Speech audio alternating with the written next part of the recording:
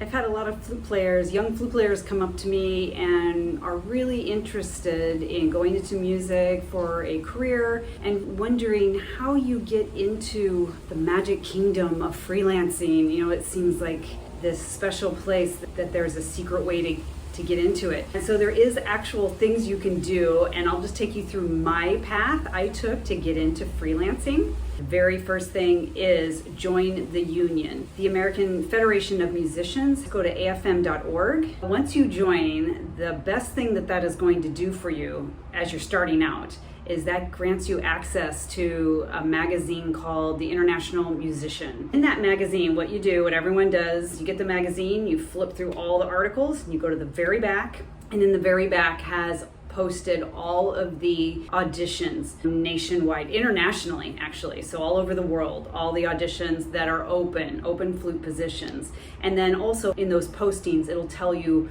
what to do. Send a resume, send a refundable deposit, and where to send it. And you start getting used to how that process works.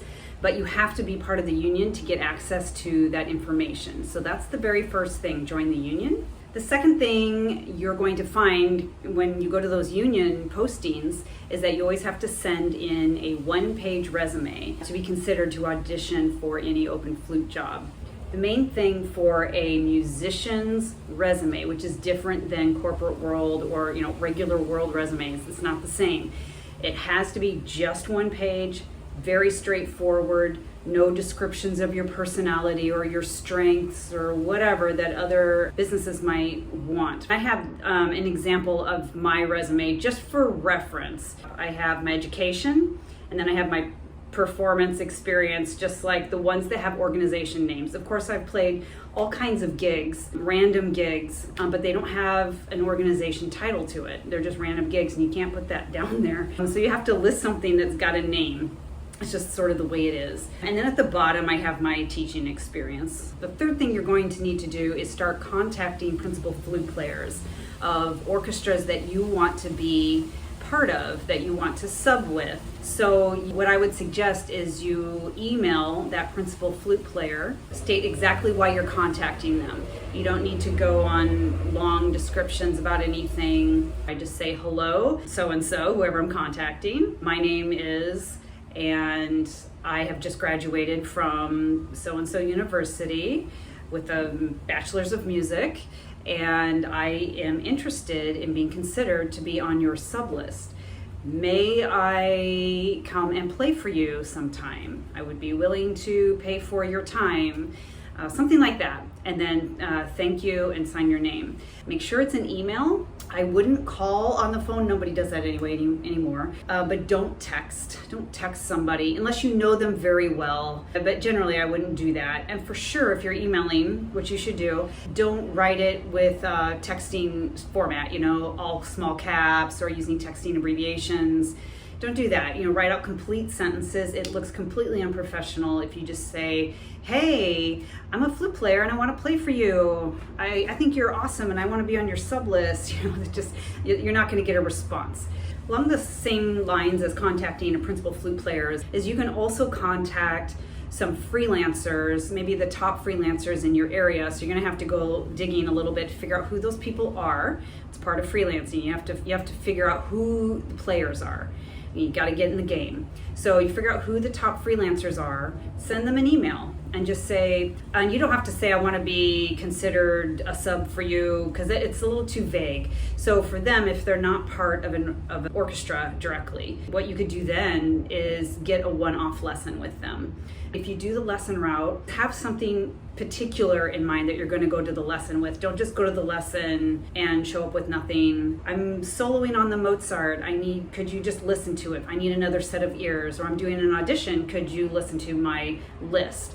Or I'm having embouchure issues. Could I just get a lesson with you and get your viewpoints? Or, I would state that in your email, that you have a specific thing you're working on or a specific issue and you would like their help. Fourth thing that you need to do to start creating your freelance career is to start teaching private lessons, private students. It'll basically be your job in place of a regular job.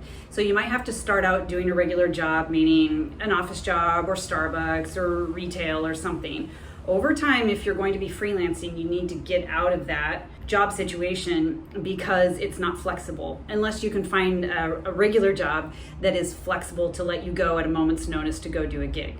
But that's where private teaching comes in. So if you can develop a private studio with enough students to make, a supplemental income, then when you get called for a gig, which will always be last minute, you need to be able to take it. So the only thing in your schedule that would be a conflict would be just your students, and you can always reschedule them because you're in charge, you're the boss. So students, you can always move around within reason to accommodate doing some gigs. And how you get students, if you've got none to start, some suggestions would be email band directors. And just a quick Google search, you can find out who all the band directors are in your area. But what I would do with emailing a band teacher is say that you could offer to come by at a time that is convenient for them and just work with their flute students. And you might say, and I am trying to build a flute studio, may I give out business cards or give out my contact info? You can work that in there somehow. But you make the connection with the kids too. And so band directors are a great resource.